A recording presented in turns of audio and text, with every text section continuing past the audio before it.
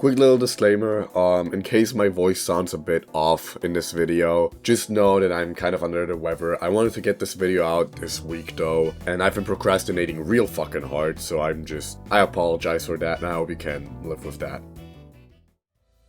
You know, not too long ago I was playing through Yakuza 8 Infinite Wealth, and my extreme disappointment in that game aside, I couldn't help but be absolutely mesmerized by that game's rendition of Hawaii. Even though the place absolutely demolished my PC and never ran above 50 FPS, I had an amazing time just walking around the place and exploring it and soaking in the atmosphere. And so I got wondering, how accurate is it in real life? I ended up getting my friend who actually lives in Hawaii and has been to Waikiki multiple times, and I showed it to him, and he and I were both shocked at how faithfully they recreated most of its aspects. Minor details like the real-life school being replaced with a vocational school in the game, or the recreation of the entire Ala Moana Mall totally caught me off guard. And so I got thinking, what are some other games you could potentially partake in this virtual tourism in? There's plenty of games that allow you to visit famous parts of places like France, or Japan, or Detroit.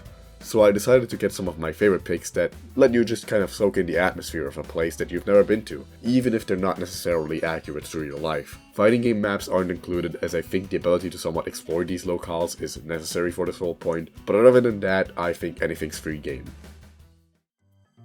The first game I'd want to talk about is one not based on a real location, but rather its general atmosphere. Shadow of Memories is a time travel game that takes place entirely within a rural German village. As someone who's actually lived in one for most of his life, it honestly kind of shocked me how accurate the atmosphere is, possibly entirely by accident. From the big square in the center of the village to the same medieval buildings still being used today, causing the map layout to basically not change at all over the decades. Even things that were most definitely not done on purpose and instead were done to save some resources were really faithful one way or another. I can't even begin to explain how often I'd end up seeing only 2 or 3 people walking around outside, seemingly aimless or just waiting on somebody. They even have this single local cafe and bakery, it's really funny. Whilst the game is obviously sci-fi and many of its aspects come from low budget limitations, it does a surprisingly good job at imitating a German village experience.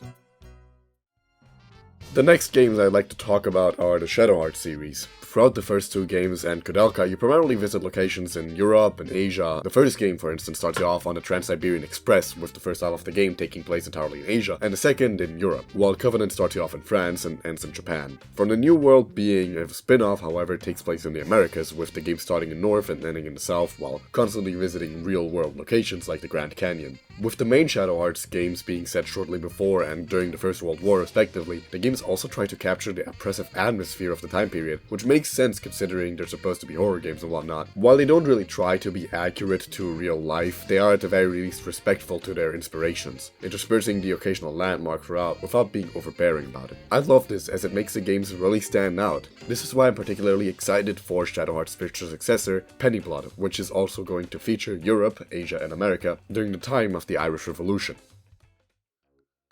Next up, I want to talk about Prague and Deus Ex Mankind Divided. As a little side, I had to look up how to pronounce Prague because I wanted to be thorough, and the video that I was directed to was a 29-second video, of which the first 20 seconds were not spent actually saying the word, so good on that. Well, I say Prague, but it's actually just a small portion of it, particularly the Prague 1 municipal district. Now, the Deus Ex series generally has you going from all over the world, the first one in particular having you go to Paris, Hong Kong, even Area 51. But most of these areas are very common locales in gaming, and other places like Area 51 aren't exactly places you'd want to visit unless you'd like to look like a slice of Swiss cheese. Prague, on the other hand, isn't particularly common. Furthermore, I find its appearance in Mankind Divided particularly really interesting. A lot of the Adam Jensen games are obsessed with looking super futuristic or decrepit, ideally both. Prague, however, still has a lot of the same European architecture left over. Several views are still visible, albeit not life accurate, and it sometimes almost feels like the city was left unaffected by the world's super advances in technology.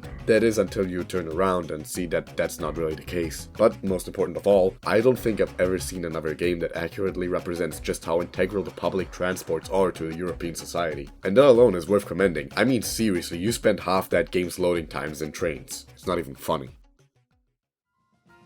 And since we're already on the subject of Western games, let's discuss one more. The Hitman games have always been world-trotting, with Hitman 2 starting you off in Italy, or Blood Money's first non-tutorial level taking you to Chile. But I think when most people discuss the world design of Hitman, they'll be thinking of the World of Assassination trilogy.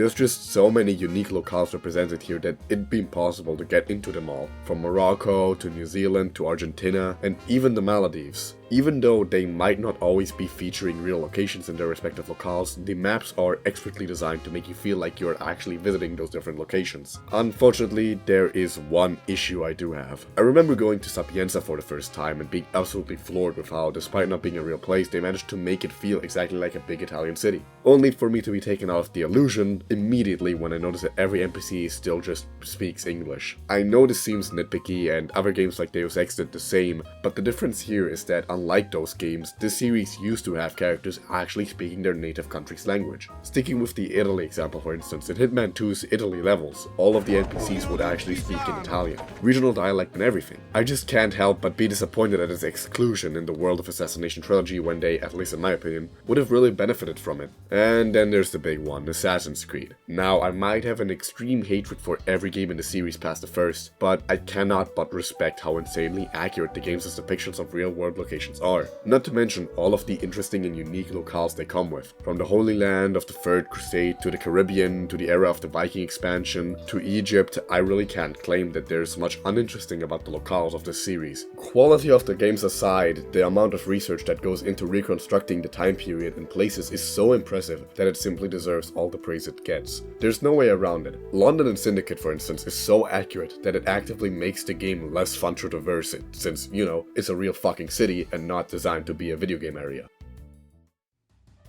And then there's the other end of the spectrum of realism, where you have the version of 1901 London of the Great Ace Attorney. Unlike Assassin's Creed's version, this one just doesn't even try to accurately represent its era. Taking directly after the original Sherlock Holmes novels, the games obviously try to capture that era, but with all of that exaggerated flair that you would expect from the franchise. Its setting is used to enhance the game rather than be faithful to the point of its own detriment. That's about all I have scrammed together in terms of interesting real-world locales, but before I get into the honorable mentions of sorts, I want to discuss Forbidden Siren. The village the game it takes place in is based on the real-life ghost town of Chichibu. It's hardly a place you'd ever want to visit considering the circumstances, but it does make for the perfect setting for a horror game, with buildings actually being recreated in the game as is. And to cap off the video, I'd like to make some honorable mentions of sorts. For one, there's the kind of games that have a unique setting but don't really do anything with it. I mean games like 10,000 Bullets. Despite being set in Rome, there's nothing that really makes it stand out as such. Story-wise, they do have some neat moments about it, but you can't really tell the difference to other locations.